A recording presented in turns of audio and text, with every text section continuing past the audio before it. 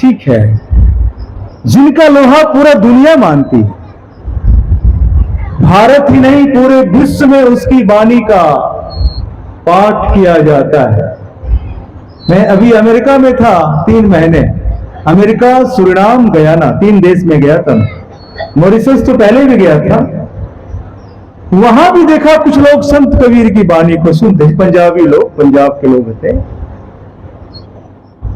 तो संत कबीर हमने एक बार कोट किया, आज दुनिया का सबसे अमीर कौन है? दुनिया का सबसे पैसे वाला अमीर नहीं है जो अंबानी और अडानी और कुछ जो लोग हैं। सबसे दुनिया का सच्चा अमीर वो है अलमस्त फकीर, और उसका नाम है पूज्य गुरुदेव संत कबीर। बोलिए सत साहब बंदगी। अलमस्त फकीर होता है। अलमस्त फकीर होने के लिए आपको भाग्य की लकीर पे नहीं चलना पड़ेगा कि हमारा भाग्य का लकीर, भाग तो वो खुद बनाने वाले होते हैं, वो अपने भाग्य के स्वयं निर्माता होते हैं, परमात्मा उनके साथ चलता है। वो है संत कबीर। मगर संत कबीर की उल्टे वाणी आपने कभी सुना होगा? कबीर साहब ने उस समय जब दुनिया भ्रम जाल में पड़ी हुई थी, मुगलों का शासन था, आतंक फैला हुआ था, उस समय कबीर साहब का जन्म हुआ। और कैसे हुआ ये सब संत लोग जानते हैं। लेकिन कबीर साहब ने सदगुरु को बहुत ही ज्यादा महत्व दिया। कल मैं जब मुंगेर में प्रवचन कर रहा था तो वहां पे संत महर्षि महिंद आश्रम में, वहां पर बहुत सारे आश्रम हैं, जैसे कबीर मठ यहां पे जगह जगह जगह दिखता है, मुंगेर में भी है, महाराज जी का एक ब्रांच है, तो वहां पे वो भी ज्यादा है। संत कबीर ने ही कहा है कि गुरु गोविंद दो खड़े। देखो, गुरु गोविंद, वेदांत कहता है कि गुरु और गोविंद एक ही है। जब गुरु पद को पा लेता है, गुरु की वो ब्रह्म पद को पा लेता है, ब्रह्म ज्ञानी के गति ब्रह्म ज्ञानी जाने, ब्रह्मविद ब्रह्मैव भवति, ब्रह्म को जानने वाला एकमात्र ब्रह्म ही हो जाता है। भगवान को आत्मसात करने वाला खुद भगवान का एक रूप हो जाता है। इसीलिए हमारे भारतवर्ष में भगवान बुद्ध हुए, भगवान महावीर हुए, और हम लोग उनको स्नेह और प्यार और सम्मान के साथ कहते हैं सदगुरु भगवान कबीर। राइट, सदगुरु भगवान कबीर। तो आपने समझ लिया, जिनके अंदर आध्यात्मिकता है, जो आध्यात्मिक रूप से धनी है, आज दुनिया का वही सबसे बड़ा धनी। याद रखना इस स्वामी का एक कोटेशन, आज दुनिया का सबसे अमीर कौन है? तो अलमस्त फकीर, और वो अलमस्त फकीर थे एक परमात्मा का दीवाना, वो है संत कबीर। कबीर साहब ने एक वाणी, गुरु गोविंद दो खड़े काकू लागे पाए, बलिहारी गुरु आपने गोविंद दियो बताए। ये सच है कि गोविंद तो गोविंद है, भगवान तो भगवान है, परमात्मा तो परमात्मा है, परमात्मा की कृपा से ही सब कुछ होता है। लेकिन उस परमात्मा को पाने के लिए, उस परमात्मा की तरफ मुड़ने के लिए आखिर कौन है? एक बीच में मीडिएटर होता है जो बीच का रास्ता बताता है कि परमात्मा उधर है या इधर है। परमात्मा किधर है? लोग खोज रहे हैं। किस प्रकार से खोज रहे हैं? जैसे मृग, हरिण, हिरण जो है अपने नाभि में उसका कस्तूरी है, मगर खोजता फिरता है चारों तरफ। संत कबीर ऐसे सदगुरु हुए जिन्होंने कहा तुम बाहर क्या खोजते हो, अंदर खोजो, अंदर झांको। मठ मंदिरों में क्या खोजते? अच्छी बात है, मठ मंदिर होना अच्छी चीज है, लेकिन इसका मतलब यह नहीं है कि भगवान की प्राप्ति वहीं पे होगी, बाहरी साधनों से होगी। भगवान की प्राप्ति, याद रखना माताओं बहनों, मठ मंदिर में जरूर जाओ, पूजा अर्चना जरूर करो करना है तो, लेकिन भगवान को मिलेगा, ईश्वर की प्राप्ति तो आपको साधना से ही होगी, राइट? साधना से ही होगी, उसके बगैर कुछ नहीं होगा। आज उस समय हिंदू और मुस्लिम झगड़ा करते थे, आपस में लड़ मरते थे, तभी उन्होंने कबीर साहब की वाणी आती है, बहुत सुंदर वाणी, साधो देखो देखो जग बौराना, ए साधु साधु पुरुष साधु स्वभाव का। हम साधु लोग यहां पे ड्रेस में हैं, लेकिन आप लोग साधु का ड्रेस नहीं पहन करके भी आपके अंदर साधु स्वभाव है। इसीलिए संत कबीर ने सबको कहा, साधो ए साधु स्वभाव के लोगों, साधु स्वभाव के लोगों, देखो जग बौराना, साच कहूं तो मारन धावे, झूठे जगपतियाना। साधो देखो जग बौराना, ये जग बौरा गया मतलब पागल हो गया, पागल हो गया, बौरा गया। बौराना का मतलब पागल होना है। ये दुनिया जहां भगवान नहीं है, या है तो जरूर, लेकिन जहां भगवान प्रकट नहीं हो पाएगा वहां देखता है भगवान को, वहां खोजता है भगवान को, भला भगवान मिलेगा? भगवान तो साधना के द्वारा अपने अंदर प्रकट होता है, अंदर प्रकट होता है। और साधना भी कैसी साधना? जो गुरु के माध्यम से साधक को प्राप्त होती है, गुरु के माध्यम से। गुरु भी कैसा? साफ साफ बोला गया है शास्त्रों में, पानी पीजिए छान के और गुरु कीजिए जान के। आजकल बहुत गुरु मिलते हैं, कैसा गुरु है ये तो आपको जानना पड़ेगा, मगर उसके लिए लोग कहते हैं कैसे पहचानूं मैं? तो परखने की शक्ति आपके अंदर होनी चाहिए बंधु। हे साधो, तुम्हारे अंदर परखने की शक्ति होनी चाहिए। अगर रोटी पकाने नहीं आएगी तो रोटी का आनंद ले पाओगे क्या? नहीं ले पाओगे ना। तो अगर आप आध्यात्मिकता में आए हो तो कुछ साधना करो, स्वाध्याय करो, तो आपके अंदर तीसरी आंख का जन्म होगा।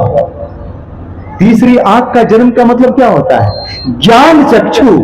दो आंख तो आपको है, आपको नहीं भी हो सकता है। कुछ लोग अंधे लोग होते हैं, उनको दो आंखें प्राप्त नहीं है, वो नहीं देख पाते हैं, लेकिन ज्ञान चक्षु हो सकता है। जैसे सूरदास, संत सूरदास हुए, उनको दोनों आंखें फोड़ डाली या नहीं थी वो अलग टॉपिक है, लेकिन आंखें नहीं थी, उनको सूरदास कहा गया, जिनको आंख से दिखता नहीं है, लेकिन ज्ञान चक्षु के रूप में बड़े ऊपर थे। वो ऊपरी स्तर की बात बोलते थे। सूरदास की बहुत सारी वाणियां हैं, खूब लोग पढ़ते हैं। तो ज्ञान चक्षु को खोल सकते हो, और कैसे खोल सकते हो? ऑफ कोर्स उसमें पुरुषार्थ तो चाहिए, परंतु एक धक्का चाहिए गुरुदेव की कृपा का, गुरुदेव के मंत्र का, उसकी दीक्षा चाहिए। बहुत बिरले लोग होते हैं जो परमात्मा को गुरु मान लेते हैं और गुरु को सिद्ध भी कर लेते हैं, वो अलग बात है। तो लाखों में करोड़ों में एक कोई बिरला होता है जो पूर्व जन्मों की कमाई उनकी होती है। परंतु आम लोग, जो हम लोग जो आम लोग हैं, बिना सहारे नहीं चल सकते हैं, और तो हमें चाहिए गुरु का सहारा चाहिए।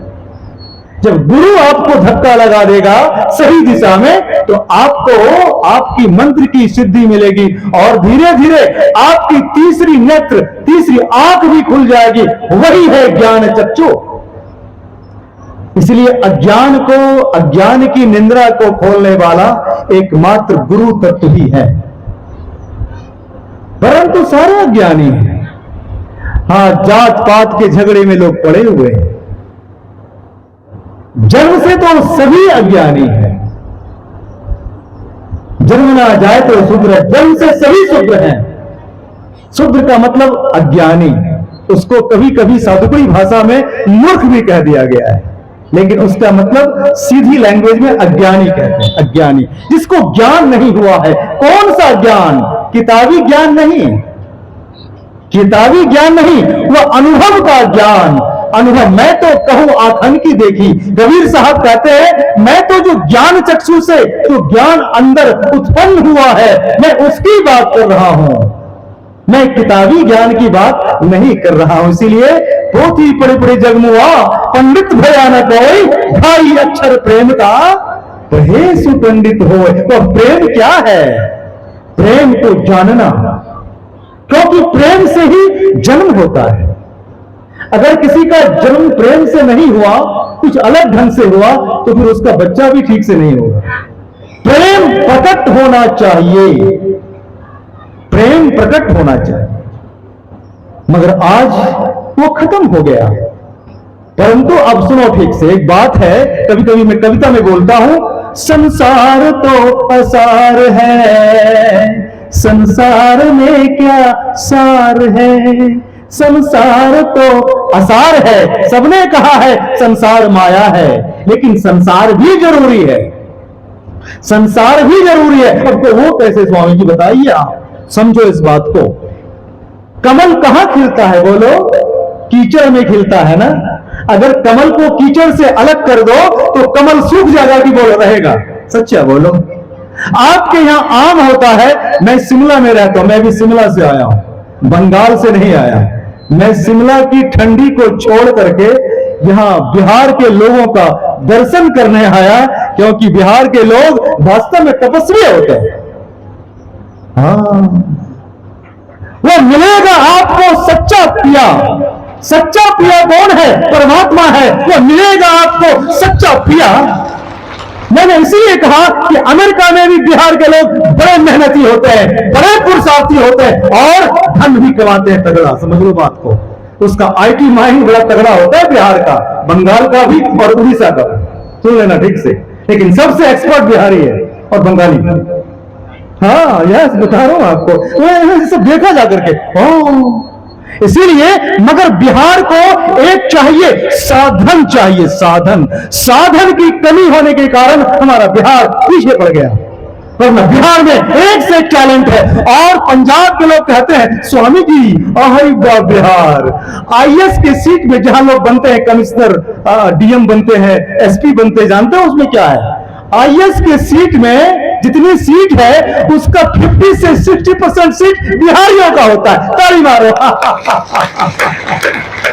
सबसे टॉप पोस्ट पूरे भारतवर्ष में, सबसे नौकरी करने में जो सबसे टॉप पोस्ट है आईएएस रैंक का, उसमें 50 से 60% हर साल हमारे बिहारी भाई बहन स्थान लेते हैं। राइट?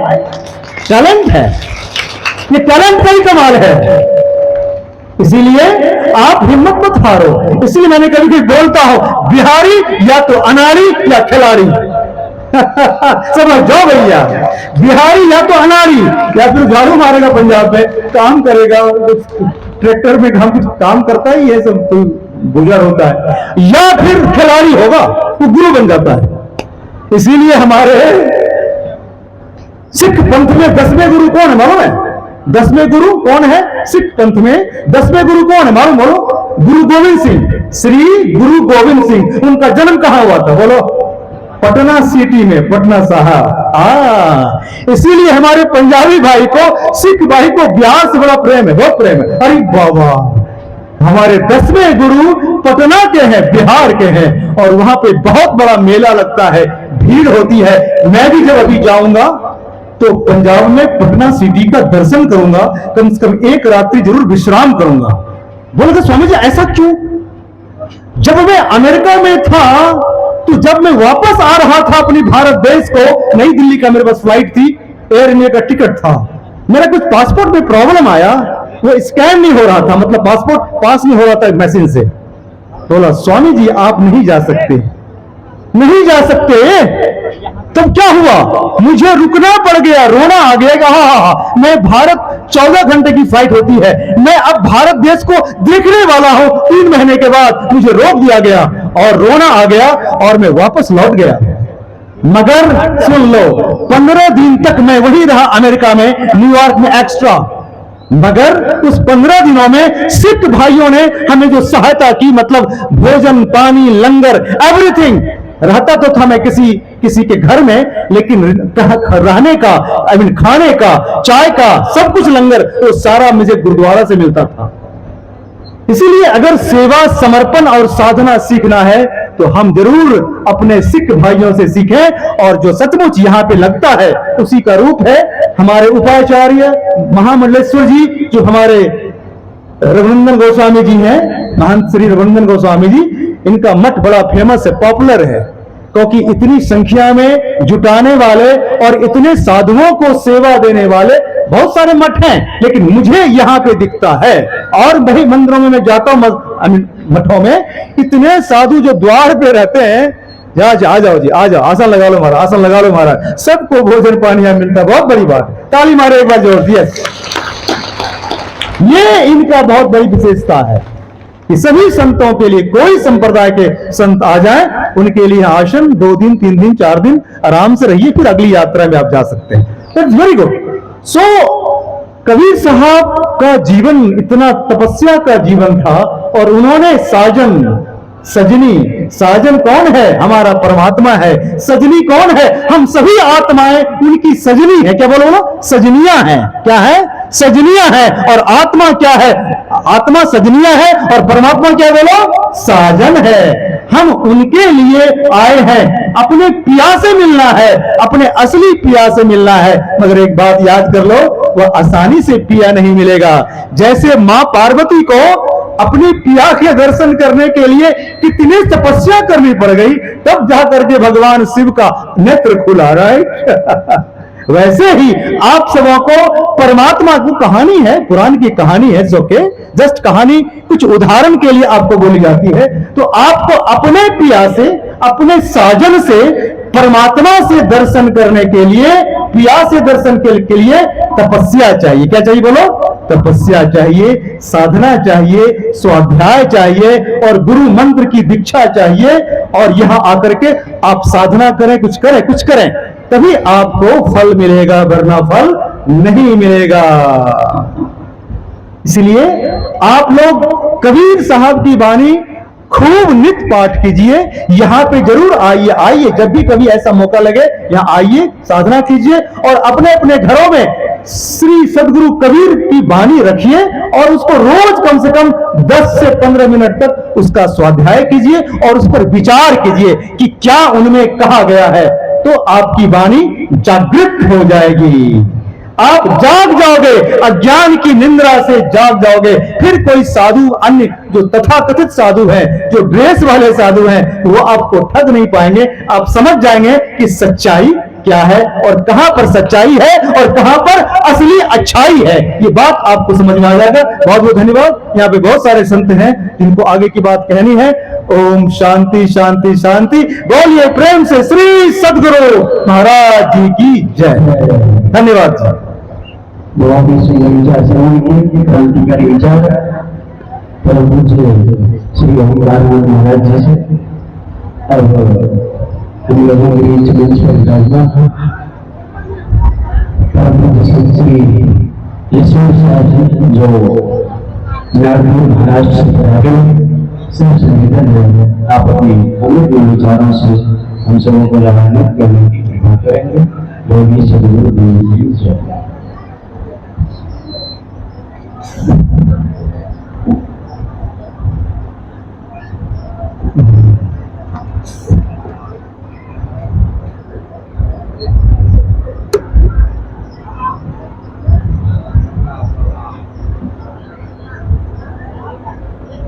बोले सदगुरु कबीर साहिब की जय। अभी हम आपका ओंकारेश्वर ओंकारानंद सरस्वती ओंकारानंद जी से बहुत सुंदर क्रांतिकारी विचार कर रहे थे। आज हम आप सब सदगुरु कबीर साहब के 670वीं जयंती पर उपस्थित है। इस अवसर पर मुझे भी सेवा का अवसर मिला हुआ है। वहां से जाके 3-4 फोटो ले लो, पूरा कवर होना चाहिए। सदगुरु कबीर मठ धनौती से पधारे जिन प्रसाद साहेब जी, सदगुरु कबीर मठ बनने के महान आचार्य श्री रघुनंदन गोस्वामी जी, कबीर आश्रम कांडा भागलपुर से पधारे परम आदरणीय संत श्री अभय साहेब जी, बेलूर मठ से पधारे ओंकारानंद स्वामी जी, शिमला से, शिमला। शिमला निवास होता है, शिमला से पधारे हैं आप। और मंच पर आसीन विरक्त विवेक संपन्न संत वृंद।